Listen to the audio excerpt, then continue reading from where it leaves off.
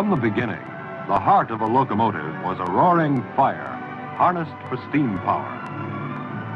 An engine was nothing but a furnace on wheels, and the fireman had to bail in a lot of coal to keep the old girl hot. Each advance in steam engine design produced more power out of the essential fire.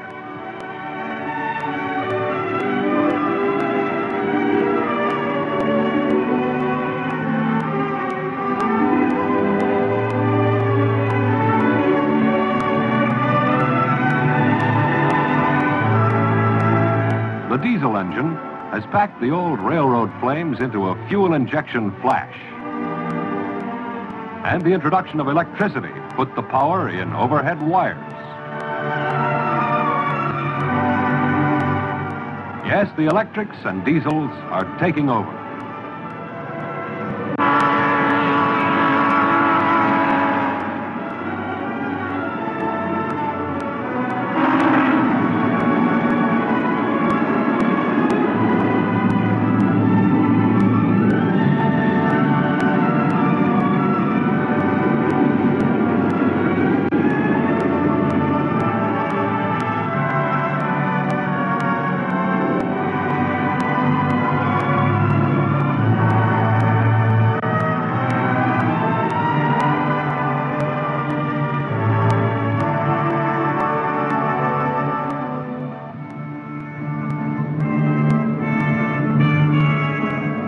Fire is a diehard. It doesn't like being put off the railroad, and it has a way of coming back.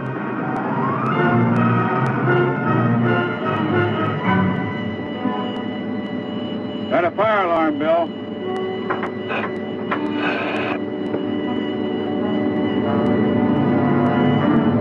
Engine room's full of smoke.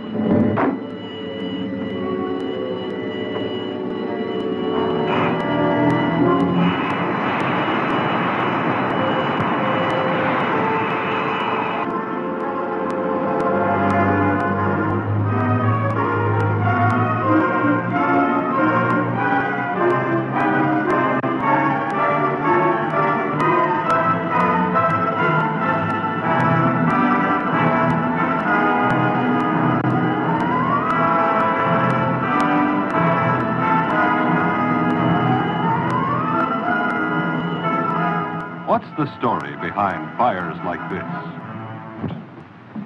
Gentlemen, I have here the photograph of the fire on 5715A. That's the one that was on fire up near View last week, isn't it, Bill? That's right, Dick. I also have the engineman's statement on the fire on this locomotive. I attempted to use the CO2 extinguisher, but the smoke was too thick. I did not operate the CO2 valve to the high voltage cabinet. Gentlemen, here it is again. On this particular locomotive, there is a CO2 nozzle built right into the high voltage cabinet. But apparently in this fire, he did not know where it was. Well, what you say, Bill, is borne out by some of the units we've taken into the shop with fire damage. A few of them haven't had the fire extinguishing system used at all, and others have had the dry powder used where the CO2 would have done a better job. We have endeavored to instruct the crews thoroughly, but some of these engine crews have worked on diesel locomotives for a number of years without any actual experience with a fire. And when a fire does occur, sometimes they do not do the right thing at the right time. I believe this all boils down to three things that we're going to have to get across to our engine crews. First, the kind of fires that are likely to occur. Second, the equipment that is available for their use. And third, the methods which should be employed to put those fires out fast. Well, the means to go after a traction motor fire is quite different from the method of going after a cabinet fire. Oh, that's true. I think we would all be satisfied if we could keep these little fires from becoming big ones. It's that simple. And there's no reason why we can't lick this thing. No, there's no reason. Not when you know what causes fires and where they break out. The reports tell the story. The trouble spots are arcs or brake shoe sparks igniting oil. Subfires in engines.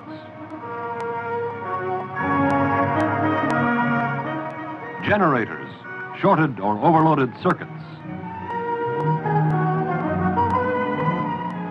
Loose traction motor leads, creating high resistance. Preventive coil, transformer, and switch group areas on electrics.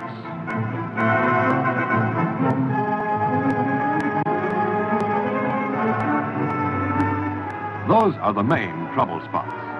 Yet we have plenty of mechanical troubleshooters. First, we have detector devices. And in each cab, alarms. Second, carbon dioxide and dry powder to fight fires. CO2 is ideal for the kind of fires we get. It will not damage the most sensitive railroad equipment. It has a high expansion ratio and penetrates every nook and corner. CO2, which you know in its solid state as dry ice, smothers fire by depriving it of oxygen.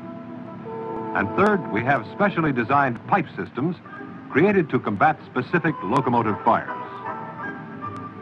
Here's a typical installation found only on our road diesels. There are 4 50-pound CO2 cylinders.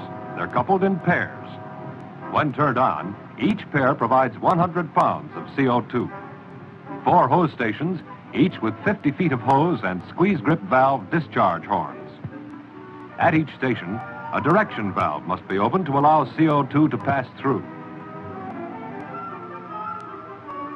Cylinders and hose stations are connected by a fixed pipe system. Each unit has 8 remote control pull boxes. 4 inside, 4 outside. All pull boxes are connected to the cylinders with cables, so that there are 2 outside and 2 inside pull boxes for each pair of cylinders. When a fire occurs, a Fenwal thermostat trips the fire gong and light in the cab. After the train is stopped and the emergency fuel cutoff has been pulled, the fireman pulls any inside pull box. This releases CO2 from one pair of cylinders up to the directional valves at each hose station. He then selects the hose station most convenient to the fire area, throws the directional valve in a counterclockwise direction. This fills the hose with CO2 up to the squeeze grip control on the horn assembly. Then the horn can be carried to the fire, where by squeezing the grip control, CO2 is discharged.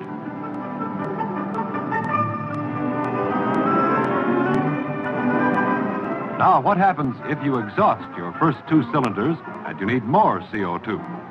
In that case, you pull any of the 4 remaining. And when in doubt about which one, pull them all. If things really get hot and you exhaust your CO2 in the first unit, you can get more by doing 2 things. 1, pull at least 2 pull boxes in the next unit. Use your 3rd and 4th unit supply if needed. 2, throw the return flow valve here. CO2 will flow through the flexible connector to the horn already used in combating the fire. If a fire occurs in the electric cabinet, on most units we have built-in CO2 discharge nozzles. Pull any pull box near the cabinet. Then throw the directional valve counterclockwise. This discharges CO2 inside the cabinet. That means you keep the cabinet doors shut.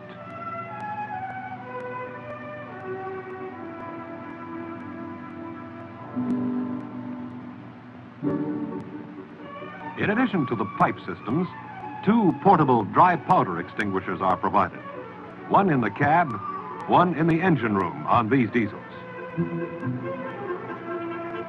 All of our switchers have 2 or 3 20-pound CO2 portable extinguishers. In the cab and under the engine hood on the fireman's side.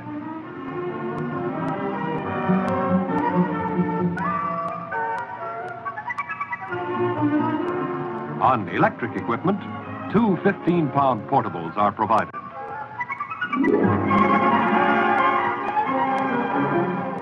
P5s are being equipped with a pipe system, which will release CO2 in the transformer, preventive coil, and switch group area.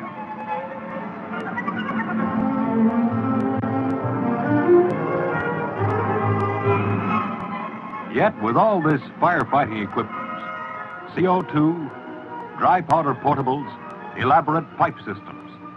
We're still having expensive losses, like this. Why? Because the best firefighting apparatus is useless if not used properly. It might just as well not be there.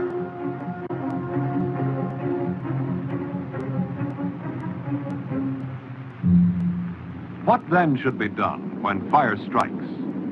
Just watch.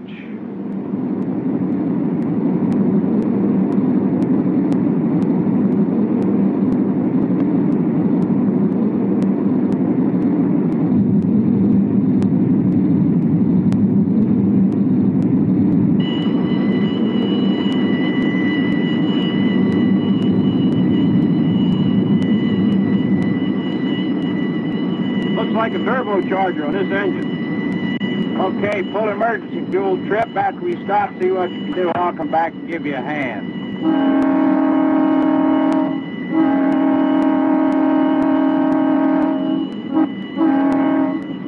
Engine 5755, train 32, calling View. View, we have a fire in the engine room. Call the Duncannon Fire Department. We're stopping at Aqueduct Road crossing. Okay, I got that at View 5755.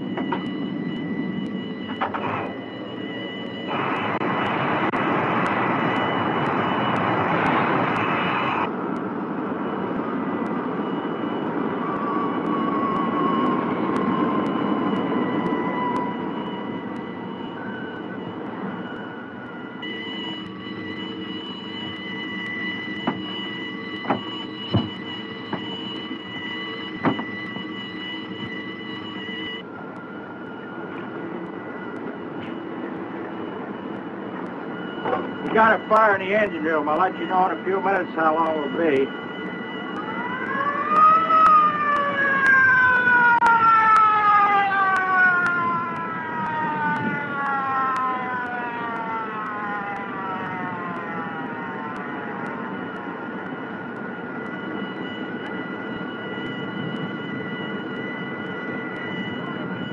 Have you got a fog nozzle? You bet. We're all set.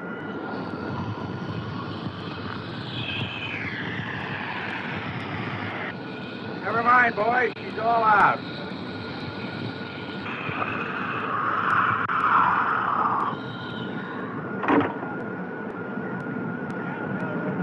Fire's all out. We'll be ready to leave in a minute, but we'll only have 2 units working. Okay.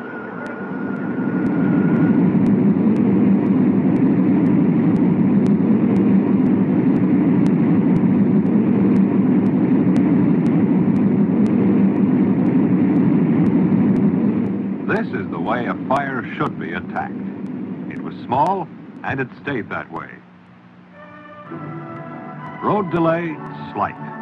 Physical damage, negligible. Financial loss, none. Why? Because these men knew how to use their equipment and worked fast. The specific steps they took should be remembered. Detect fire as soon as possible.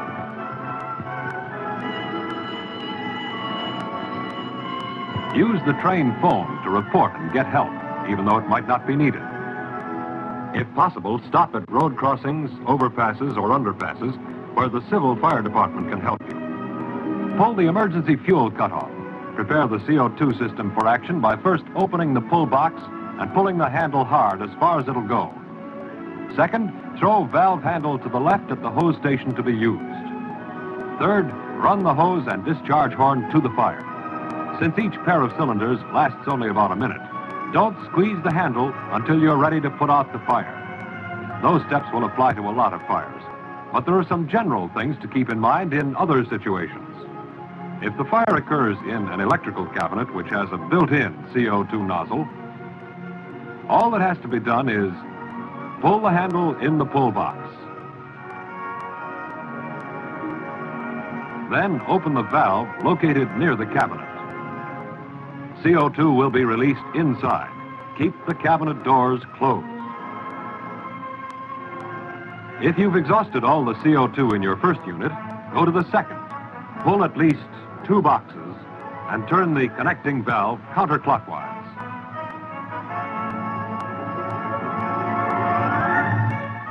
On BH-50s, you only have to pull a pull box. The two units are automatically interconnected. Proper use of portable extinguisher means removing extinguisher from bracket by carrying handle, carry to the point of the fire.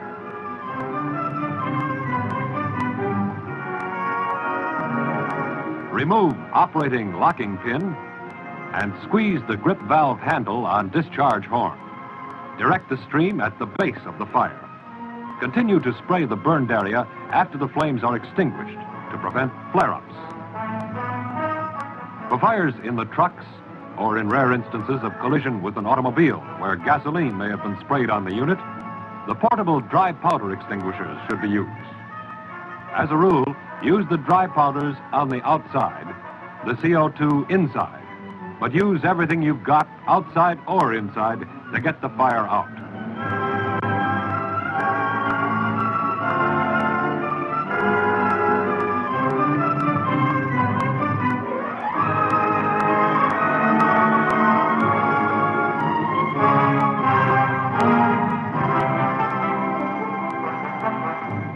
Fire extinguishing instruction cards have been placed in the cabs of our locomotives. They are the key to fire control. Don't wait till you have a fire to read it. Whenever fire extinguishers are used, it must be reported on your work report. This protects the next man from being caught with empty extinguishers. The means to reduce road delays, physical damage, financial loss, and personal injuries are provided on your locomotives. It's up to you whether your engine lines up like this